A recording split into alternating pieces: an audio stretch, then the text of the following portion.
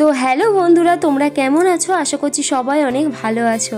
আজকের ব্লগটা একটু ছোট হতে চলেছে, কারণ আমি ব্যস্ততার কারণে পুরো ব্লগ দিতে পারছি না তোমাদের সাথে। যেটুকু করেছি সেটুকু আর কি শেয়ার করছি। তো সকালবেলা ভেন্ডি ভাজা করব, তো রান্না বান্না দিয়ে আর কি স্টার্ট করলাম ভিডিওটা। তাই জন্য আর করব আজকে মাংস। তাই জন্য দেখো আলু পেঁয়াজ এইখানে কেটে রেখেছি, আর এইখানে এই যে ভেন্ডি ভাজাটা সকালে খাওয়ার জন্য আর কি করব। এখানে ওই 500-600 মতো মাংস আছে, কারণ আমি আর ইন্দ্রই শুধু খাবো, আর বাবু শুধু ওই ঝোল দিয়েই খাবে। উনি তো মাংস খায় না সেরকম একটা। তো আজকের মাংসটা একটু ভক্তি ভরে আর কি বলতে পারো রান্না বান্না করছি, কারণ মাংস তো অনেক দিনই রান্না করি না। তবে এই যে তেল মশলা এগুলো কম পড়ে যায় বলে ওদের কাছে অতটা স্বাদ লাগে না, তাই ভেবেছি আজকে খুব ভক্তি ভরে মশলা বেশি করে দিয়ে আর কি মাংসটা রান্না করব। তো প্রথমে আর কি আমি ম্যারিনেট করে নিচ্ছি, এতে করে মাংসের টেস্টটা কিন্তু আরও দ্বিগুণ বেড়ে যাবে। তো এখানে আমি আদাটা শুধুমাত্র একটু বেটে দিয়েছি, আর গুঁড়ো মশলা বলতে ওই জিরে, হলুদ আর লঙ্কার গুঁড়ো দিয়েছি, আর রসুনটা আমি থেতো করে দেব লাস্টে, মাংস যখন কষাবো তখন আর কি দিয়ে দেব। তো এই দেখো মাংসটা কষিয়ে নিয়েছি, আর এইখানে মাংসটার থেকে অনেকটা পরিমাণে জল বেরিয়েছে। আসলে যখন আমি মাংসটা রান্না করব তখন আমার ফোনটা আর কি আমার কাছে ছিল না, সেজন্য আর কি ভিডিওটা করতে পারিনি। আর দেখো আজকে কিন্তু অনেকটা পরিমাণে মশলা দিয়েছি, মাংসটা বেশ ভালো করে আর কি কষাতে হবে।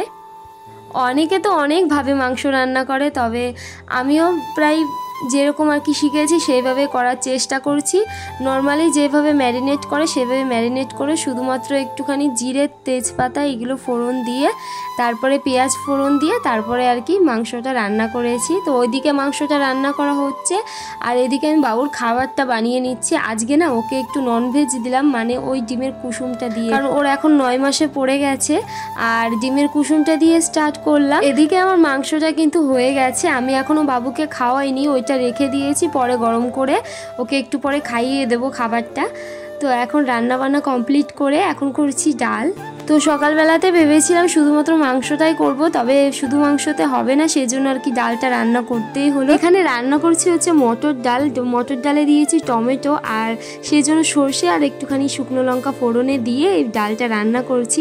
আসলে কি বলতো, মাংসটা একটু কম আছে, সেজন্য আর কি ম্যানেজ করার জন্য এখানে ডালটা রান্না করে নিয়েছি। তো রান্নাবান্না আমার অলমোস্ট কমপ্লিট হয়ে গেছে, আর এখানে এখন গ্যাসটা মুছে নিচ্ছি। এখানে কিন্তু সমস্ত কাজটাই হয়ে গেছে, শুধুমাত্র গ্যাসটা মোছারই ছিল। তো সেটা করে আর কি রান্নাঘরের কাজবাজ সব মিটিয়ে এখন যাব ঘরে বাবুর কাছে। তো এরপরে আবার তোমাদের সাথে সন্ধ্যাবেলা দেখা হবে। 2000 years later. শুভ সন্ধ্যা বন্ধুরা। তো সন্ধ্যাবেলার দিকে এই যে আজকে আর চা খাইনি, এবার মনে হলো যে একটু ঝাল ঝাল কিছু খাই। তো কি খাবো কিছুই ছিল না, তখন দেখলাম যে একটুখানি পাস্তা ছিল, তো সেটা আর কি বানিয়ে নিয়েছি, ইন্দ্রর জন্য রেখেছি, তারপরে আমি খেয়েছি। আর এদিকে সেজো কাকি ডেকেছিল, আসলে হচ্ছে ননদের জন্মদিন ছিল, তো সেখানে গেলাম, দেখলাম যে কেক কেটেছে, তো ওখান থেকে আমার আর ইন্দ্রর জন্য কেক এজে নিয়ে এসেছি।